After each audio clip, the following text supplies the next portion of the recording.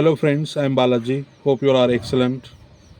Dear friends, in this today's short video, I am going to share with you one well-known poem by a well-known poet, and this poem has been prescribed in CBSE Board 10th Standard, and this is the second poem uh, in in the book. Uh, the first flight, which is prescribed for CBSE board 10th class. Okay, the title of the poem is Fire and Ice. This poem is composed by a well-known American poet, that is Robert Frost. You all must have heard his name. He was a national poet of America, and he has written many thought-provoking poems, having a great message, having a great moral lesson for readers. Okay, so the poem, that is Fire and Ice, it was first published. It was published uh, in Hampshire's magazine, literary and cultural magazine in 1920. Okay, the popularity of Harper's ensured that Frost's poem was widely read from the start. He later included the poem in his collection of poetry titled New Hampshire, published in 1923, which won the prestigious Pulitzer Prize uh, for Robert Frost.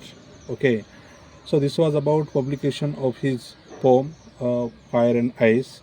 Now I'm going to tell you about the theme of the poem. What is the theme? What is the central idea of the poem?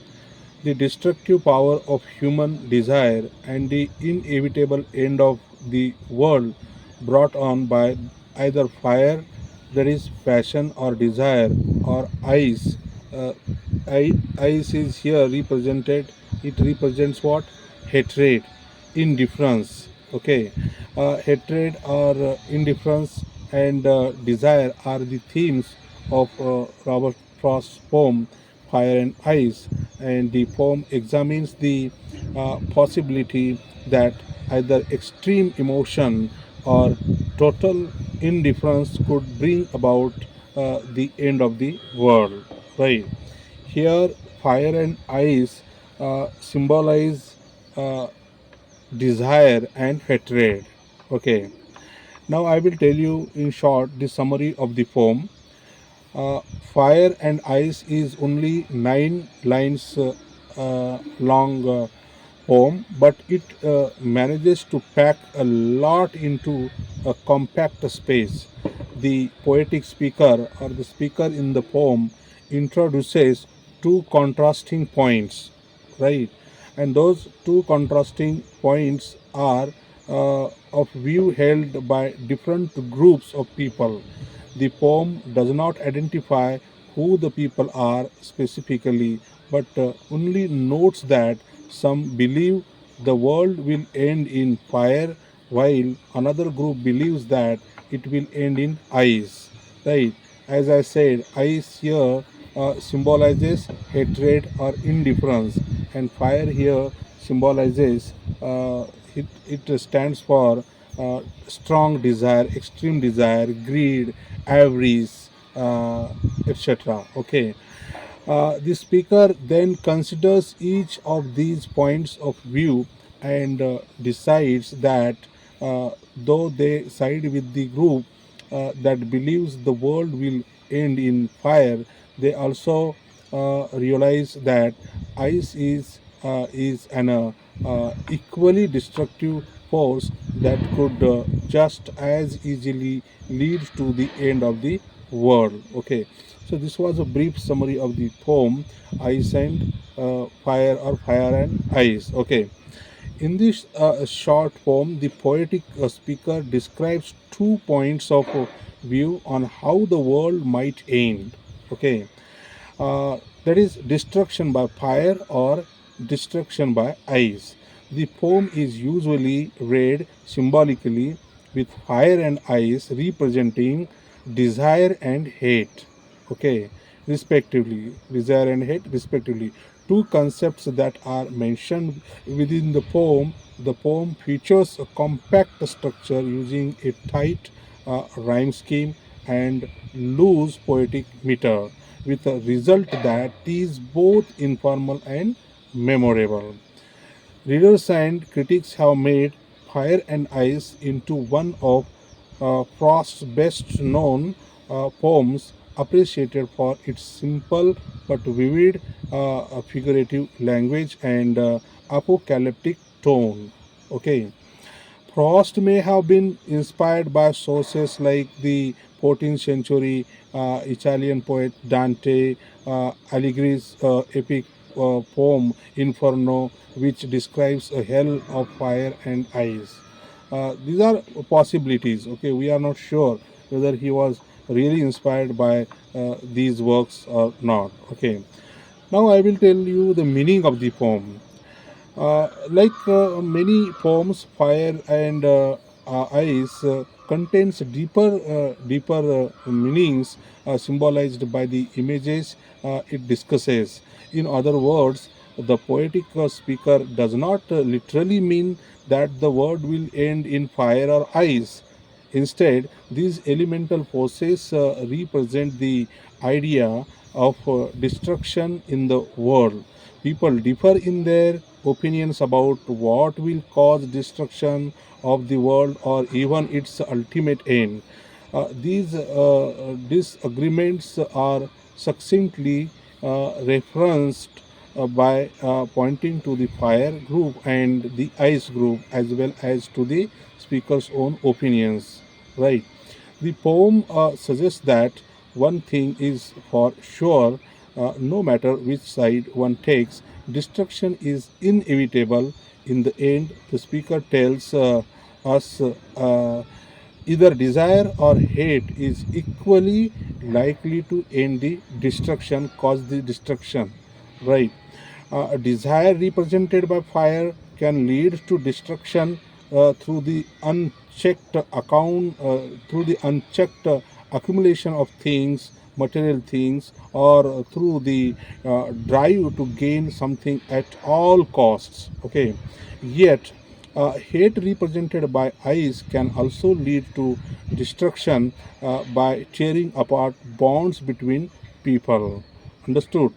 Uh, now, let us discuss long answer questions of this poem.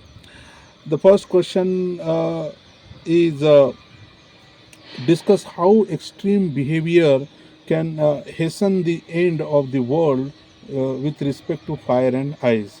And this question was asked in CBSE's 10th exam in the year 2013.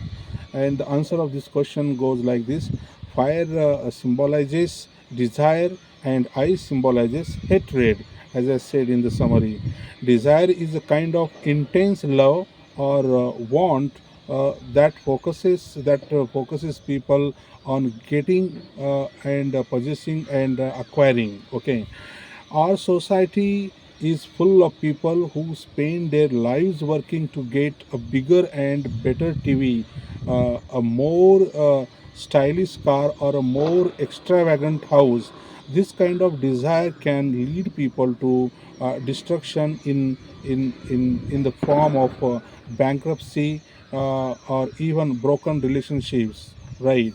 Frost poem speaks on the issue of greed